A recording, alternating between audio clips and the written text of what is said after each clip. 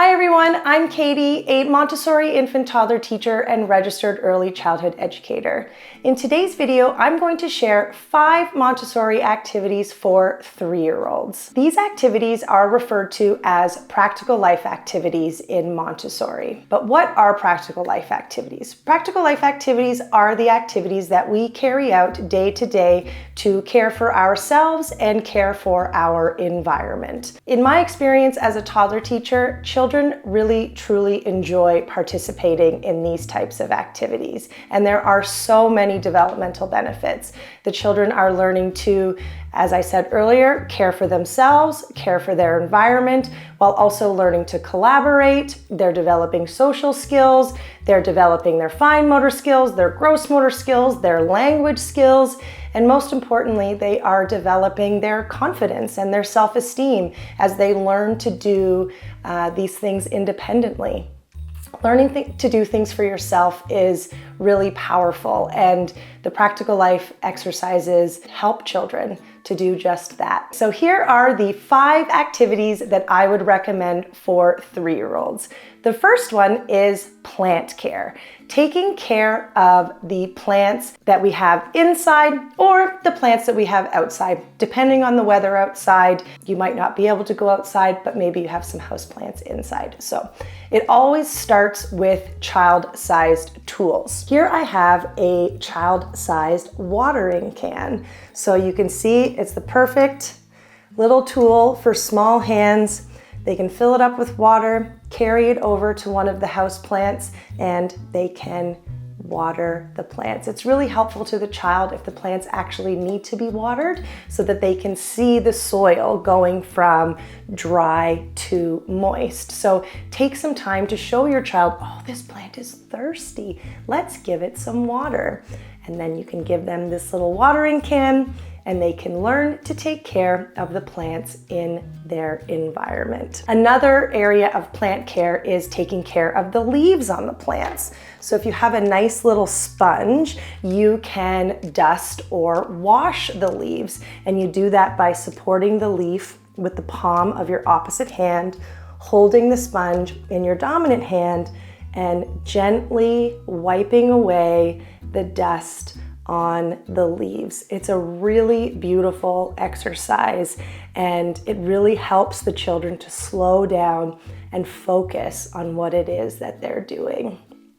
And again, if the plant is dirty, is dusty, then they really get to see that satisfaction of seeing the leaf go from dusty to clean through the work that they've done to take care of it. Now, another area of plant care, so this is kind of like 3 activities in one. We've done watering plants, we've done dusting or washing leaves, but you can also do flower arranging.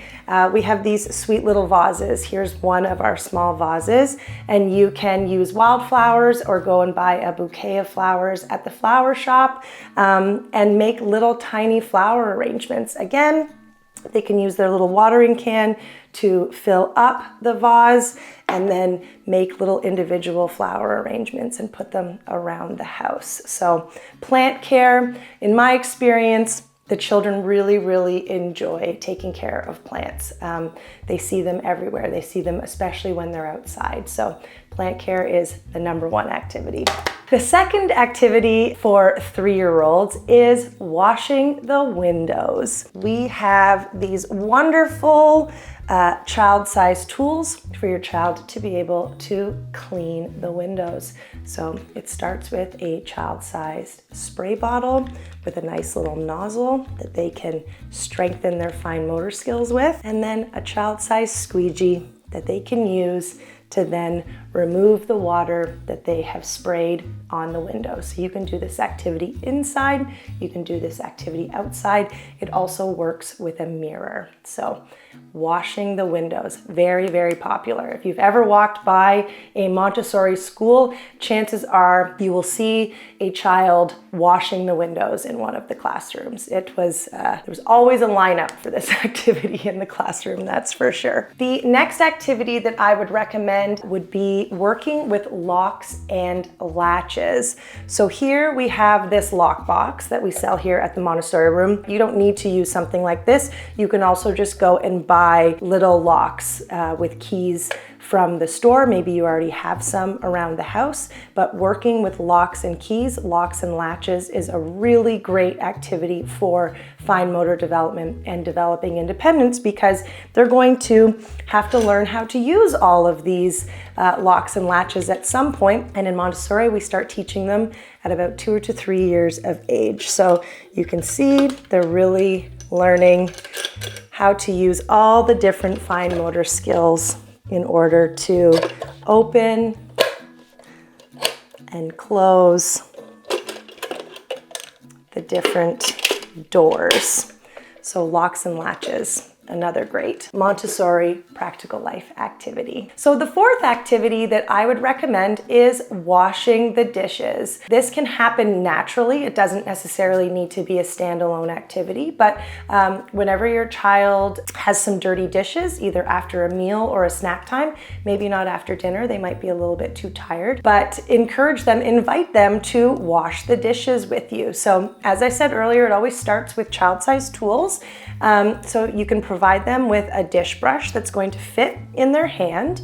And if you have a learning tower, they can do it in the learning tower, which brings them up to the counter. Or what you could also do is you could just fill a bin with some soapy water and put it on the ground or on a table, sorry. And just encourage them to wash the dishes that they've just used. So again, this is very satisfying because they're seeing these dishes go from dirty to clean. They're helping to take care of their environment, taking care of the things that they used themselves. This was a very popular activity in the classroom. The children really, not all children, but some children really enjoyed washing the dishes afterwards. Some children would wash all of the snack dishes.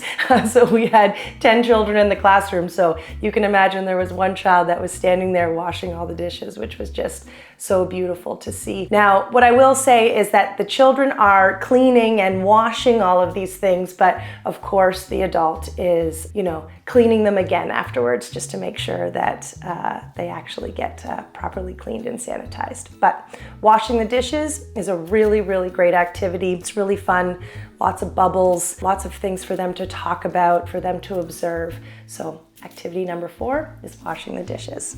And then finally, this activity kind of has been throughout all of these activity videos from infancy, 1-year-old, 2-year-old, and now 3-year-old. It's assisting with food prep in the kitchen. But by providing the children with safe tools, they can start to participate in baking activities, in preparing their own food. The one activity that I will definitely recommend for 3 years old is juicing. We have these all-in-one juicers here. So what you need to do is just, or the child could wash some oranges, and then you can cut them in half and then show them how to juice the oranges. And they can see it fall right into the glass. And then when they're finished, pour it into their glass, and then they have a nice glass of freshly squeezed orange juice. So juicing is a really great activity for a 3-year-old because they do have enough strength now to really push down and juice those oranges. Okay, so those are the 5 Montessori activities that I would recommend for 3-year-olds.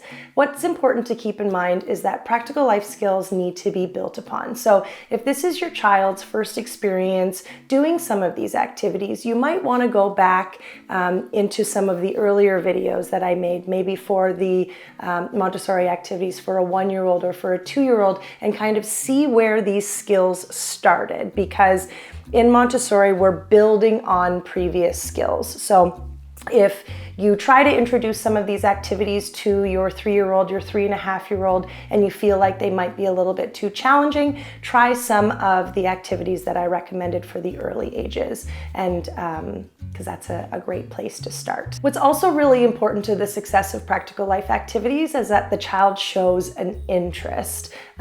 Interest makes it meaningful to the child. So when you're trying to decide what type of practical life activities to introduce to your child, maybe out of the 5 5 that I've suggested today, try to think of what you think your child would be most interested in. So are there things that you're doing in the home that the child is asking to help with? Are there things that you're doing that they're really focused on, that they're showing a lot of interest in? Because maybe that's where you want to start with an activity that you think will be of most interest, and then just keep building up from there. So there are a lot of ways to involve your child in practical life activities without buying all of these fancy materials. You can also just use what you have. If you don't have a child-sized watering can, you can also just use a measuring cup that you have, or even using a mug that has a handle. You can definitely get creative. The important thing that I like to remind parents is remember to demonstrate. Children learn through observation, and especially when we're introducing them into these really important exercises that are going to help them to develop their independence, we want to show them how to do it. So there's an acronym that I like to remind myself of, and it is SHOW. So SHOW stands for slow hands, omit words. You want to show your child, if this is their first time using a spray bottle, you want to show them how to use it. You want to show them how to hold the squeegee nice and steady, and how we start from the top and move our way to the bottom. In Montessori, we like to show children how to do things rather than tell them, because that way they're able to focus on our movements rather than the movement of our mouths. So simply demonstrating how to do the activity is an important step in introducing practical life activities into the home. So I hope that you found today's video helpful. Please don't feel like you need to do all of these activities at once. Just choose the ones that you think will be of interest to your child, or maybe you'll come up with some ideas of your own. But if you're interested in bringing Montessori into your home, we do have an at-home program. The link to join will be in the description below, and I hope to see you there. See you next time. Bye.